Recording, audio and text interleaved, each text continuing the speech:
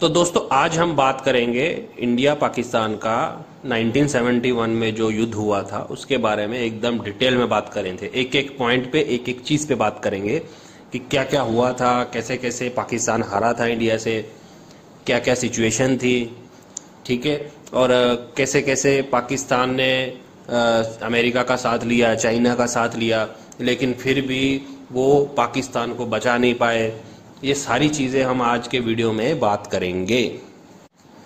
दोस्तों कहने को तो चाइना भी एक सुपर पावर है, लेकिन ये पाकिस्तान का दोस्त है, बहुत खास दोस्त है, लेकिन खास दोस्त होने के बाद भी 1971 में चाइना पाकिस्तान को क्यों नहीं बचा पाया, ये सारी चीजें भी हम डिटेल में बात करेंगे। तो चलिए हम अपने वीडियो में आगे बढ़ते हैं। दोस्तों आपको मालूम है जब इंडिया पाकिस्तान का जब बंटवारा हुआ था, सेपरेशन हुआ था, तब पाकिस्तान दो हिस्सों में बटा था। एक तो अभी का जो पाकिस्तान है, ठीक है, उसको हम वेस्ट पाकिस्तान बोलते थे, और अभी के समय में जो बांग्लादेश बना हुआ उसको जब के समय में हम ईस्ट पाकिस्तान बोलते थे। और आपको मालूम है ये जो अभी का जो पाकिस्तान है, ये जो बांग्लादेश है बना हुआ है, इसको बहुत ही नीची नजरों से देखते थे। मतलब कि पाकिस्तान है तो वो भी पाकिस्तान ही था, मतलब इनको वेस्ट पाकिस्तान बोलते थे और उनको ईस्ट पाकिस्तान बोलते थे बांग्लादेश को। लेकिन वो पाकिस्तान जो है, वेस्ट पाकिस्तान जो है, वो ईस्ट पाकिस्तान को बहुत ही नीची नजरों से देखते थे, उनको कुछ नहीं समझते थे। दोस्तों ये कहानी शुरू होती है 1970 में। 1970 में जो ईस्ट पाकिस्तान था, वहां के शेख मुजीबुर रहमान ने पूरे पाकिस्तान के एज ए पीएम के जो चुनाव थे वो जीत लिए, ठीक है। लेकिन उनके चुनाव जीतने के बाद जो वेस्ट पाकिस्तान की जो आर्मी थी, वो उनको जो पाकिस्तान जो पीएम होता है उसकी जो शपथ होती है, वो शपथ ही नहीं लेने दे रहे थे। और जब वो शपथ नहीं लेने दे रहे थे, तब उसके बाद मुजीबुर रहमान ने, जो शेख मुजीबुर रहमान थे, उन्होंने 7 मार्च 1971 को एक भाषण दिया, और उस भाषण में उन्होंने ऐलान किया कि हम जो ईस्ट पाकिस्तान है इसको हम एक अलग कंट्री बनाएंगे और इस कंट्री का नाम रखेंगे बांग्लादेश। और जब ये भाषण हुआ ना, तब जो वेस्ट पाकिस्तान की जो आर्मी थी, तब उन्होंने ईस्ट पाकिस्तान के ऊपर, मतलब एक हिसाब से ये समझ लो कि हमला कर दिया, उनके ऊपर जुल्म करना शुरू कर दिए, तरह तरह के जुल्म करना शुरू कर दिए। और 25 मार्च 1971 को उन्होंने, जो वेस्ट पाकिस्तान की जो आर्मी थी, उन्होंने शेख मुजीबुर रहमान को अरेस्ट करके वेस्ट पाकिस्तान ले आए। दोस्तों जब ये शेख मुजीबुर रहमान को जब अरेस्ट किया गया, उसके बाद एक ग्रुप तैयार हुआ मुक्ति वाहिनी करके, जिन्होंने पूरे जो ईस्ट पाकिस्तान था वहाँ पे अलग अलग जगहों पे विद्रोह करना शुरू कर दिया इस चीज़ का। और जब इन लोगों ने विद्रोह करना शुरू किया ना, तब उसके बाद जो ईस्ट पाकिस्तान, वेस्ट पाकिस्तान की जो आर्मी थी ना, उन्होंने उनके ऊपर इतने खतरनाक, इतने ज़्यादा जुल्म किए ना, तो आप समझो कि वेस्ट पाकिस्तान ने ईस्ट पाकिस्तान के 30 लाख लोगों को मरवा दिया। आप समझ रहे हो, 30 लाख, अपने ही देश के 30 लाख लोगों को मार दिया, कटवा दिया। और उसके बाद 4 लाख औरतों का रेप किया। मतलब आप समझो कि कितना भयानक इन लोगों ने जुल्म किया होगा ईस्ट पाकिस्तान के ऊपर, कि 30 लाख लोगों को मरवाकर फिर 4 लाख औरतों का रेप भी किया। तो दोस्तों ये जुल्म इतना भयानक था ना, और इतना क्रूर था ना, अगर कोई भी इंसान उसको देखता ना तो उसकी रूह कांप जाती। मतलब कि कोई देश अपने ही देश के 30 लाख लोगों को मरवा दे, फिर उसके बाद 4 लाख औरतों का रेप भी करवा दे, कितना भयानक होगा सर, आप मतलब समझना इस चीज को। और जब ये सब चल रहा था ना, ये जो जुल्म चल रहा था, तब जो ईस्ट पाकिस्तान से, मतलब ईस्ट पाकिस्तान से जो अभी के समय में बांग्लादेश है, वहां से कम 10 लाख लोग भाग के इंडिया की तरफ आ गए शरण लेने के लिए, अपनी जान बचाने के लिए। और ये अप्रैल तक, ये जो मैं गिनती बता रहा हूँ, ये अप्रैल तक की है, मतलब अप्रैल 1971 तक 10 लाख लोगों ने भारत में एंटर कर लिया था अपनी जान बचाने के लिए। और ये जो 10 लाख लोग शरण लेने के लिए आए थे, ये तभी वापस जा सकते थे जब ईस्ट पाकिस्तान का जो माहौल था वो शांत हो जाता। लेकिन वो शांत कब होता, जब ईस्ट पाकिस्तान में जो वेस्ट पाकिस्तान की आर्मी घुसी हुई थी, वहाँ पे घुस के उनको मारा जाए, और उसके बाद वहां पे शांति बहाल की जाए। फिर इसके लिए जो उस समय की जो प्रधानमंत्री थी इंदिरा गांधी, उन्होंने एक फील्ड मार्शल थे सैम मानेकशॉ, ये इसके बारे में तो आप सब लोग जानते ही हैं, ठीक है। इसके ऊपर अभी मूवी भी बना है, विकी कौशल ने इसके ऊपर मूवी बना है। ये फील्ड मार्शल थे, ये भारत के पहले फील्ड मार्शल थे सैम मानेकशॉ।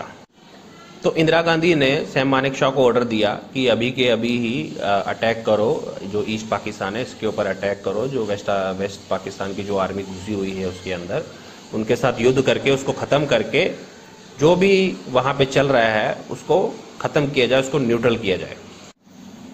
लेकिन जब इंदिरा गांधी ने उनको ऑर्डर दिया अटैक करने का, तब सैम मानेकशॉ ने मना कर दिया कि अभी इस समय हम युद्ध नहीं कर सकते हैं। अब इंदिरा गांधी ने पूछा कि ऐसा क्यों?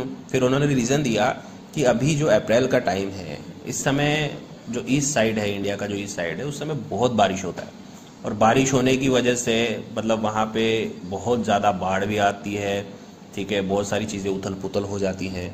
इसीलिए सैम मानेकशॉ ने मना कर दिया कि इस समय हम युद्ध नहीं करेंगे, क्योंकि अगर इस समय हम युद्ध करेंगे तो हमारी ही हार होगी, हम ही फंस जाएंगे, और हमारे जो सैनिक हैं उनको उस तरह के माहौल में लड़ने की ट्रेनिंग नहीं दी गई है, इसीलिए ही उन्होंने मना कर दिया। इसका एक और रीज़न भी था, मतलब रीज़न तो सेम ही है, उसमें मैं डिटेल में बता देता हूँ।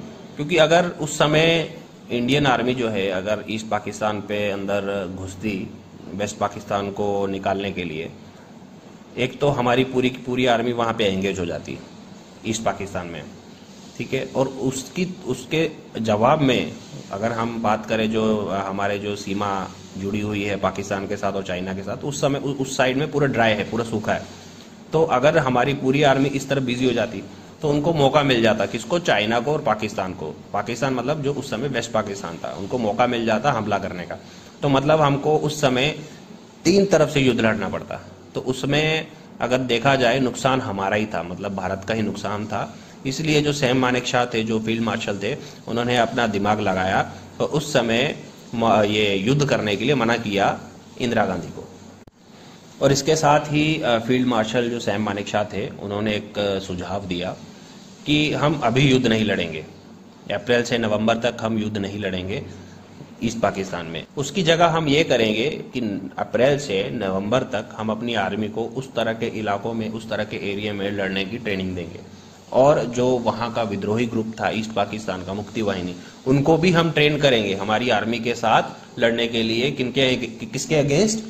वेस्ट पाकिस्तान की आर्मी के साथ। और दोस्तों 1971 में ही इंडिया और रशिया की एक ट्रीटी साइन हुई थी कि जिसमें इन दोनों को कभी भी किसी भी देश के ऊपर, दोनों में से किसी भी देश के ऊपर मुसीबत आती है तो वो बिना किसी शर्त के एक दूसरे का साथ देंगे। और फिर एक प्लानिंग ये बना कि अपनी जो आर्मी थी वो ईस्ट पाकिस्तान की तरफ ज़्यादा एग्रेसिव रहेगी, और जो दूसरे जो अपने बॉर्डर्स हैं, जो एक पाकिस्तान के साथ बॉर्डर जुड़ा हुआ और चाइना के साथ बॉर्डर जुड़ा है, वहाँ पे अपन डिफेंसिव रहेंगे, वहाँ पे अपन अटैक नहीं करेंगे। अगर अटैक जब करेंगे जब सामने से अटैक होगा, मतलब कि अगर पाकिस्तान या चाइना की तरफ से कुछ अटैक होता है तब हम जवाब देंगे, ठीक है।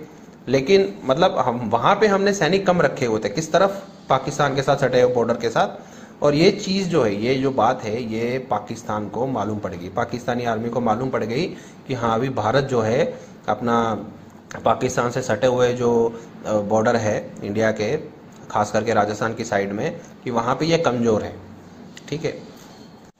ये सब चाहिए चलने के साथ साथ हम इंतज़ार कर रहे थे सर्दियों का, और जैसे ही सर्दी आई और जो हम सोच रहे थे कि हाँ अभी कोई सामने से कोई गलती करे तो हम उसका जवाब दें, तो उस समय पाकिस्तान ने, मतलब 3 दिसंबर 1971 ने पाकिस्तान ने हमारे भारत के श्रीनगर, पठानकोट, चंडीगढ़ और आगरा का जो एयरबेस था उस पर उन्होंने हमला कर दिया, ताबड़तोड़ हमला कर दिया। और दोस्तों ये जो हमला किया था ना पाकिस्तान ने, और पाकिस्तान की एयरफोर्स ने, पाकिस्तान के जहाज़ों ने, कि एक भी जान नहीं गई मतलब कि वो भयानक, इतना जो हमला था इतना भयानक था कि भारत में किसी की भी जान नहीं गई। हाँ, सिर्फ प्रॉपर्टी का नुकसान हुआ होगा बस। और दोस्तों हम लोग इसी पल का ही इंतज़ार कर रहे थे कि सामने से हमला हो, क्योंकि कैसा है ना, अगर हम खुद हमला करते पाकिस्तान के ऊपर या ईस्ट पाकिस्तान के ऊपर, तो ग्लोबली हमारे ऊपर प्रेशर आता कि आपने हमला क्यों किया, ठीक है। तो हमको ये गलती नहीं करना था, और ये गलती हम ये प्लानिंग करके ही बैठे थे कि हाँ भी सामने से हमला हो, और पाकिस्तान ने ये गलती कर भी दी सामने से हमला करने की। दोस्तों ये जो जब हमले कर रहे थे, पाकिस्तान के जो एयरफोर्स थी जो हमले कर रहे थे भारत पे, उसी के बीच में ही पाकिस्तान को एक और खबर सुनने को मिली। खबर क्या थी? पाकिस्तान को यही खबर सुनने को मिली कि भारत की जो ज़्यादातर आर्मी है, ज़्यादातर जो सैनिक है, वो ईस्ट पाकिस्तान की तरफ है, ठीक है। और एक राजस्थान में एक जगह है, एक जिला है जैसलमेर, जैसलमेर में जिले में एक जगह है लोंगेवाला करके। लोंगेवाला में भारत के सिर्फ और सिर्फ 120 सैनिक ही तैनात थे। तो जब ये खबर उनको मिली तो उन्होंने सोचा कि हम रातों रात जो है लोंगेवाला पे ये अटैक करके, हमला करके, वहाँ के जो 120 सैनिक है वहाँ पे उनको मार के आगे बढ़ जाएंगे, अंदर घुस जाएंगे भारत के। क्योंकि क्या है ना, ये रात को इसलिए अटैक करने का सोच रहे थे क्योंकि रात के समय में एयरफोर्स जो है वो काम नहीं करेगी और ना काम करती थी। मतलब रात के समय में, तब के समय में फाइटर जेट्स ऐसे थे कि रात के समय में किसी भी जगह पे हमला नहीं कर सकते थे। इसीलिए ही पाकिस्तान की आर्मी ने ये सोचा कि हम रातों रात लोंगेवाला पे अटैक कर देते हैं, कूच कर देते हैं और वहाँ के 120 सैनिकों को ख़त्म कर देते हैं। और उस समय लोंगेवाला की जो कमान थी वो थी मेजर कुलदीप सिंह चांदपुरी। मेजर कुलदीप सिंह चांदपुरी जो थे वो एक सिख थे, सरदार थे। तो आप सबको मालूम ही है जो सरदार जो सिख होते हैं उनकी एक कहावत है ना, चिड़ियों से मैं बाज लड़ावा, गीदड़ को मैं शेर बनावा, 1.25 लाख से एक लड़ावा, तभी गुरु गोविंद सिंह नाम कहावा। मतलब मेजर कुलदीप सिंह चांदपुरी जी को जो इंटेल मिलता है, इंफॉर्मेशन मिलता है ऊपर से कि जो हमला होने वाला है जो पाकिस्तान की तरफ से लोंगेवाला पे, उसमें जो मेन जो थे वो ब्रिगेडियर तारिक मीर थे। और जो ब्रिगेडियर तारिक मीर थे वो अपने 2800 प्लस जवान और टैंक्स के साथ हमला कर रहे थे।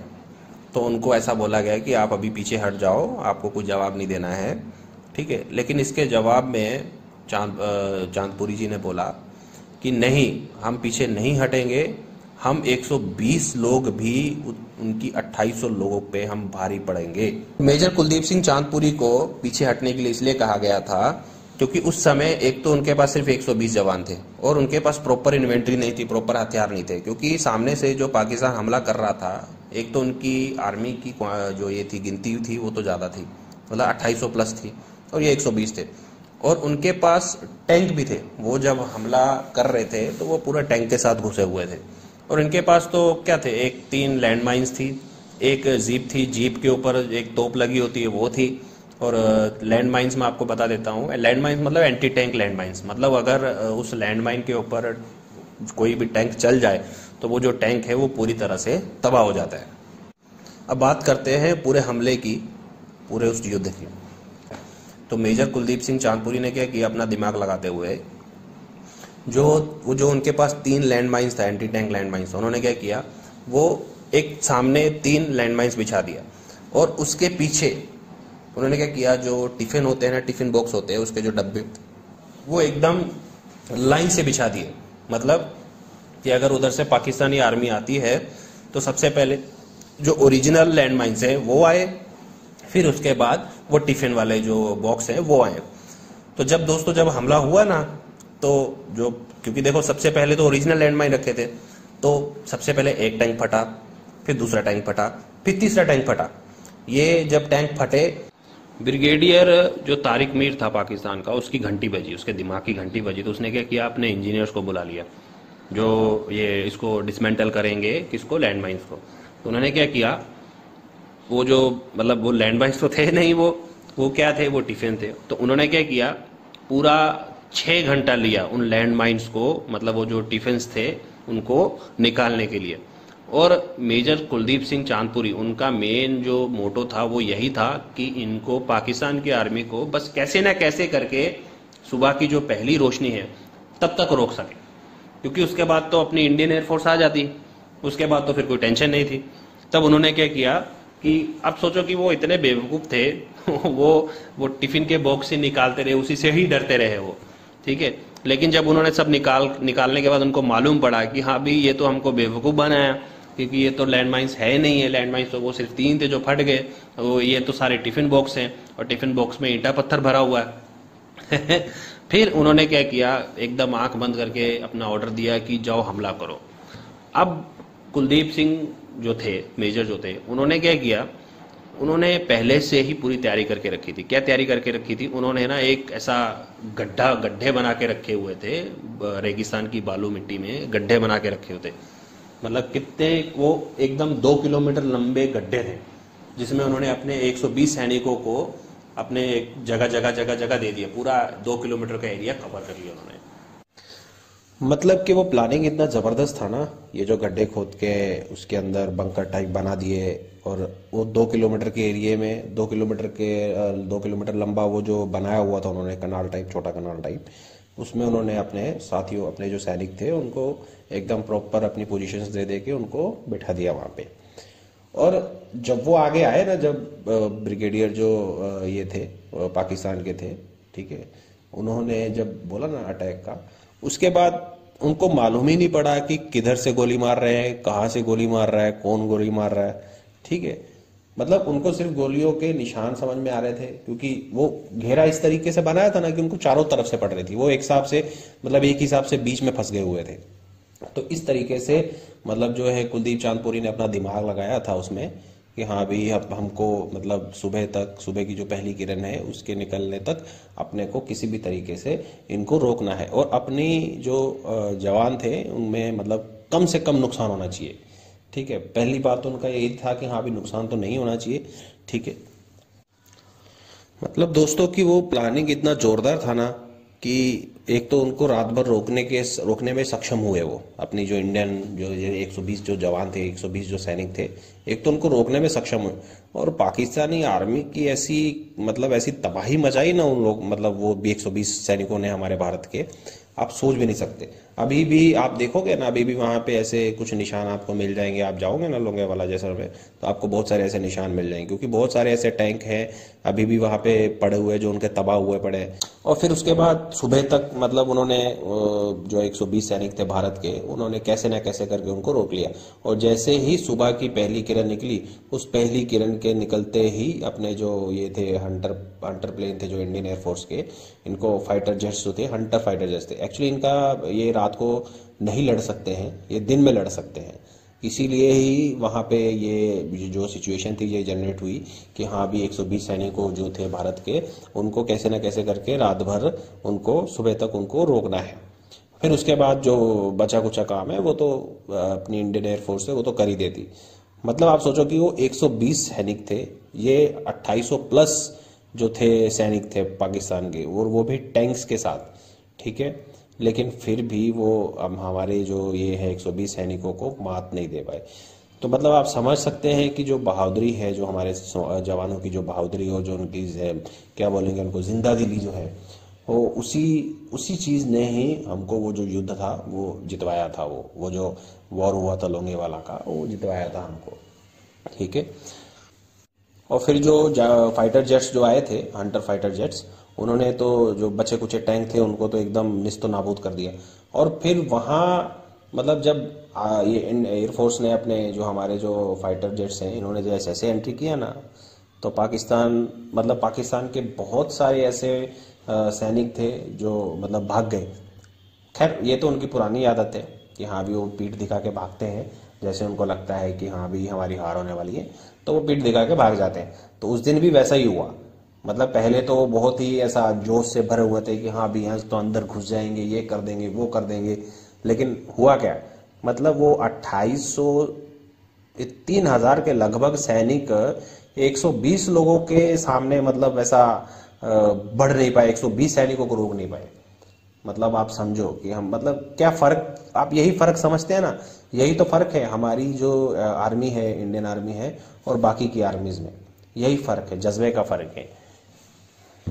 तो दोस्तों ये जो लोंगेवाला की जो हार हुई थी पाकिस्तान की, इस हार के बाद पाकिस्तान की जो कमर थी वो टूट गई, और वो हैरान हुआ कि 120 जवानों ने हमारे इतने सैनिकों को कैसे मार भगाया, ठीक है। मतलब एक तो देखो, रात को किसने धोया, इंडियन आर्मी ने, सुबह होते ही किसने धोया, इंडियन एयरफोर्स ने, अब बचा कौन, इंडियन नेवी। अब बात करते हैं इंडियन नेवी ने पाकिस्तान के कराची पोर्ट को और कराची के आसपास के इलाकों को कैसे तबाह किया। देखो 3 दिसंबर रात को पाकिस्तानी आर्मी ने लोंगेवाला पे हमला किया, ठीक है। 4 दिसंबर को वो हार गई, ठीक है। फिर 5 दिसंबर को इंडियन नेवी एंट्री करती है, कहां पर, कराची पोर्ट पे।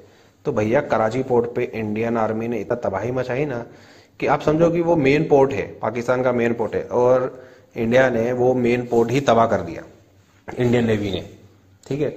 अब जब वहां पे तबाही मच रही थी, ठीक है, ये इंडियन नेवी ने तबाही मचा रखा था कराची में, तो वहां के जो लोग थे ना वो धीरे धीरे गवादर की तरफ, मतलब शरण लेने के लिए गवादर की तरफ भाग रहे थे अपनी जान बचाने के लिए, ठीक है। गवादर मतलब बलूचिस्तान का इलाका है गवादर। अब तो खैर बलूचिस्तान भी जहां तक मैं मतलब जहां तक मुझे मालूम है या जहां तक मैं समझता हूं, बलूचिस्तान भी अब अलग हो जाएगा इससे, पाकिस्तान से। अब आप समझो कि सबसे मतलब पहले लोंगेवाला में हार, ठीक है। फिर उसके बाद इंडियन नेवी ने कराची पोर्ट को और कराची के कुछ इलाकों को मतलब एकदम साफ सफा चट कर दी, मतलब एकदम तबाह कर दिया। इससे क्या पाकिस्तान की कमर तो टूटी, कमर तो पहले ही टूट गई थी खैर, लेकिन मतलब इनको नुकसान तो बहुत हुआ।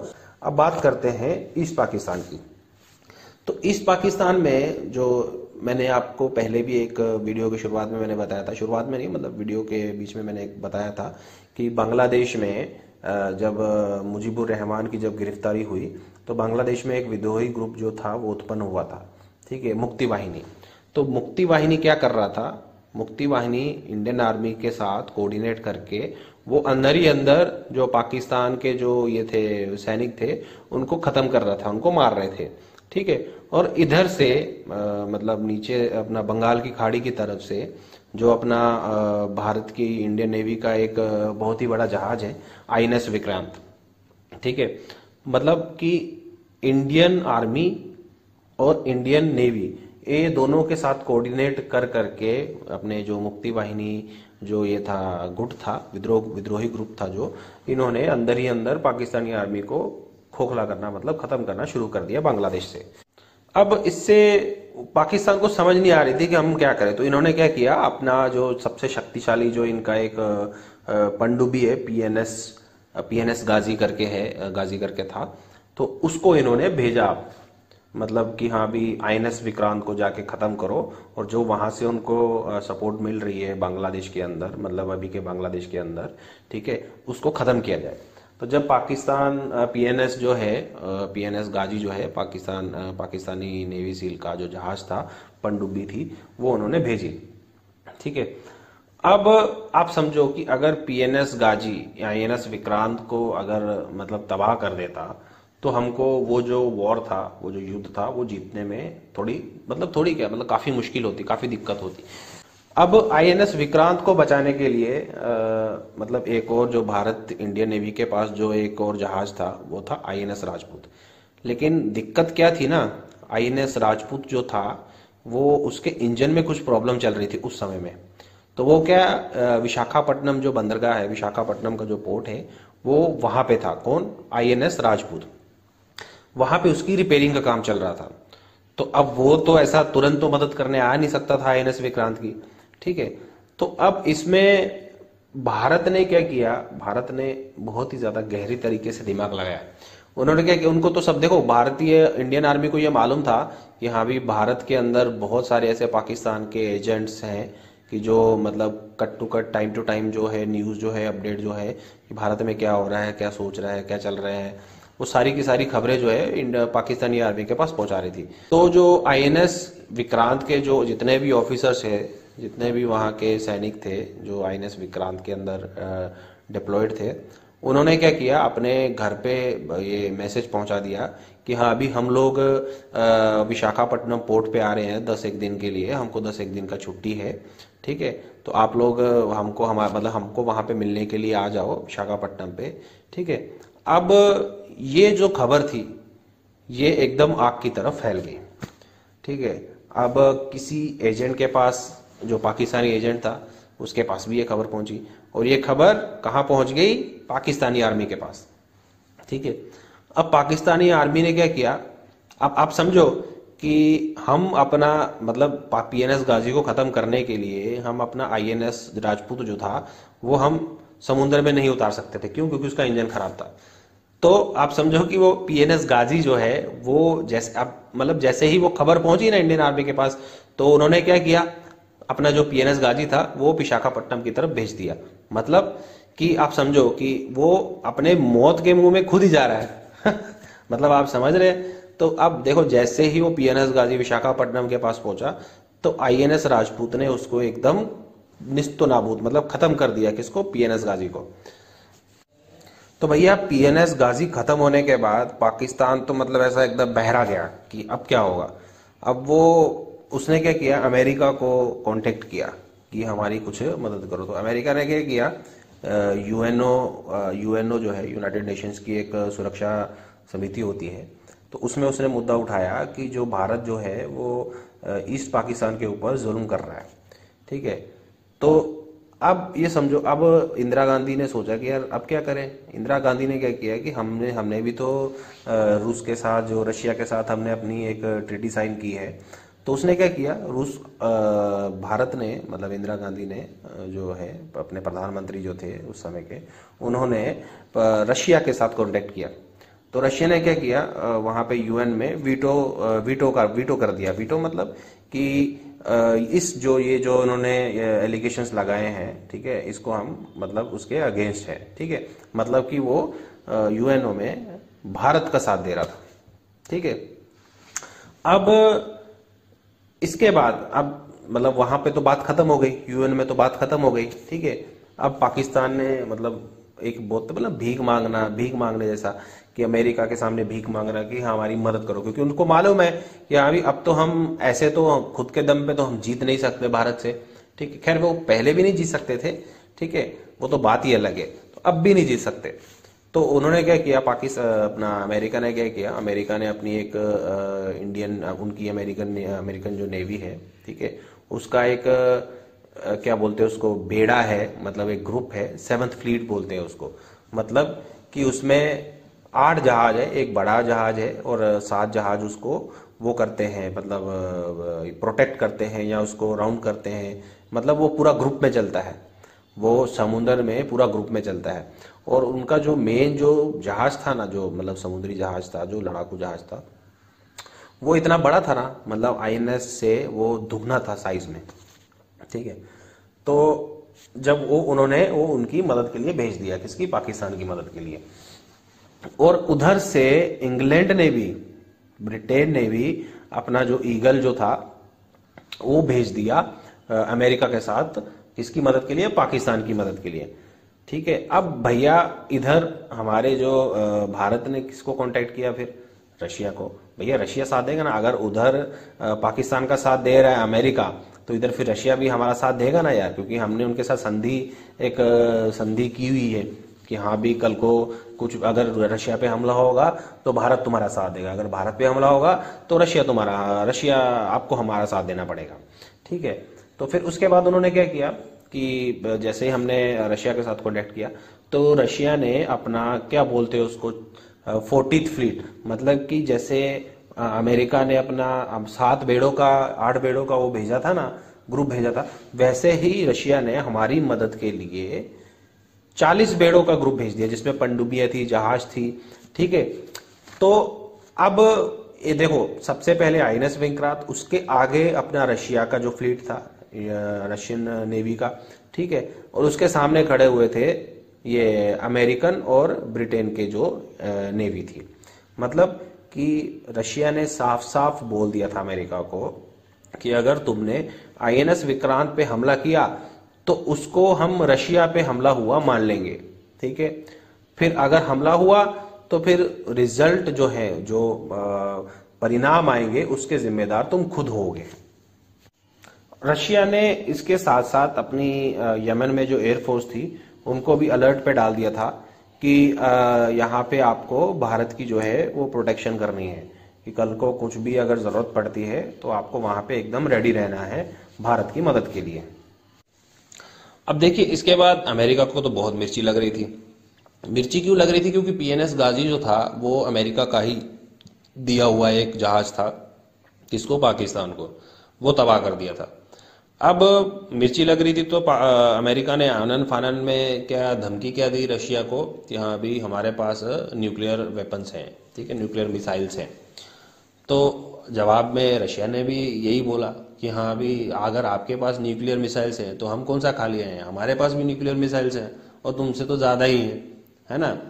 तो अब ये सारी चीज़ें देखते हुए वहाँ पे तो ये सारी चीज़ें मतलब ये समझो कि वहाँ पे भी एक हिसाब से पाकिस्तान की हार हो गई। कहाँ पे, समुद्र में भी, ठीक है, क्योंकि एक तरफ देखो, एक तरफ ये अपना INS विक्रांत था, ठीक है, उसको प्रोटेक्ट करने के लिए जो 40वां बेड़ा आया हुआ था रशिया का, ठीक है, जिसमें जहाज, पनडुब्बियां सब थी, ठीक है, और उधर से यमन की तरफ से रशियन एयरफोर्स अटैक करने के लिए रेडी थी, ठीक है। अब बात करते हैं मतलब ईस्ट पाकिस्तान की तरफ, मतलब जो अभी का बांग्लादेश है। अब वहां पे हमारे एक लेफ्टिनेंट जनरल हैं निर्मलजीत सिंह अरोड़ा जी, ठीक है, उन्होंने क्या किया कि हाँ भी उनको ये तो मालूम पड़ेगा कि हाँ भी यार पाकिस्तान मतलब 2-3 जगह हार चुका है, ठीक है, अब इनको और प्रेशराइज करते हैं सो दैट मतलब कि और जल्दी से जल्दी ये युद्ध जो है वो खत्म हो। उन्होंने क्या दिमाग लगाया, उन्होंने पूरे ईस्ट पाकिस्तान के ऊपर एयर ड्रॉप कराया, किनका, आर्मी का, किनका, सैनिकों का एयर ड्रॉप करवाया। एयर ड्रॉप कराना मतलब कि वो एक्चुअल सैनिक नहीं थे, वो सैनिकों के पुतले थे। तो और ये जो खबर थी ना ये पूरे ईस्ट पाकिस्तान में फैला दी। अब ये खबर फैलने के साथ साथ जितने भी पाकिस्तानी आर्मी के जो सैनिक थे, कहाँ पे, बांग्लादेश में, अभी का बांग्लादेश, तब का ईस्ट पाकिस्तान, उनके अंदर डर बैठ गया, ठीक है। डर क्या बैठा कि हाँ अभी पाकिस्तानी आर्मी, इंडियन आर्मी जो है वो एयर ड्रॉप करके ईस्ट पाकिस्तान के अंदर घुस गई है, ठीक है। अब वो छुपते फिर रहे थे, आप समझो, अपने आप को तो ये बहुत बहादुर बोलते हैं पाकिस्तानी आर्मी के लोग, लेकिन आप सोचो कि वो छुपते फिर रहे थे इसी डर से। किसके डर से, वो पुतलों के डर से, ठीक है। अब ये चीज जब अपने लेफ्टिनेंट जनरल जो है निर्मलजीत सिंह अरोड़ा, उनको मालूम पड़ी कि हाँ यार ये छोटी सी चीज की वजह से इतना सारा वो हुआ, मतलब रिएक्शन हुआ, तो उन्होंने क्या किया कि हाँ अभी उस चीज का फायदा उठाते, क्योंकि उनके सैनिक डर के जगह जगह छुप रहे हैं कि हाँ अभी हमको इंडियन आर्मी के जो है वो ढूंढ के मार ना दे, ठीक है। तो उन्होंने इस चीज का फायदा लेते हुए क्या किया, जो पाकिस्तान का जो आर्मी जनरल था नियाजी, ठीक है, उसको उन्होंने फोन करके बोला कि देखो भैया तुम ऑलरेडी 3-4 जगह से हार चुके हो, ठीक है, अब अगर मैं आपको आधा घंटे का समय देता हूं सोचने का, अगर तो तुम सरेंडर कर देते हो तो ठीक है, आपके जितने भी जो सैनिक हैं यहाँ पे फंसे हुए हैं ईस्ट पाकिस्तान में, उनको मारा नहीं जाएगा, उनको जिंदा रख दिया जाएगा और बाकायदा आपको वापिस पाकिस्तान उनको भेज दिया जाएगा, ठीक है। लेकिन अगर आप सरेंडर नहीं करते हो आधे घंटे के अंदर अंदर, अभी के समय में हम जितने हमले कर रहे हैं, हम इन हमलों के 10 गुना ज्यादा हमले करेंगे फिर आधे घंटे के बाद। अब जो आर्मी जनरल था पाकिस्तान का, ठीक है, अब वो उसको तो समझ में आ गया था कि हाँ भी यार मतलब मैं कुछ और तो कर नहीं सकता, ठीक है, अब जीत तो सकते नहीं, सब तरफ से तो मेरी हार हो गई। तो फिर उन्होंने क्या किया, मतलब सरेंडर करने का फैसला किया। और ये जो सरेंडर था ना दोस्तों, मतलब कि इतिहास का सबसे बड़ा समर्पण था। मतलब आप समझो कि 93,000 मतलब 93,000 पाकिस्तानी सैनिकों ने अपना आत्मसमर्पण किया था। कहाँ पे, भारत, मतलब ये ईस्ट पाकिस्तान में भारत के आगे ये समर्पण कर दिया।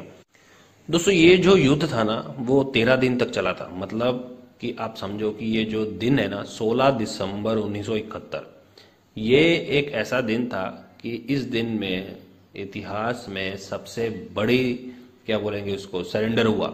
पाकिस्तान के 93,000 सैनिकों ने अपना सरेंडर किया, ठीक है। और ये जो सरेंडर हुआ था 93,000 सैनिकों का, इनको बाइज्जत पाकिस्तान भेज दिया गया था वापिस। हमने छोड़ दिया था, भारतीय जो आर्मी थी उसने छोड़ दिया था उनको, ठीक है।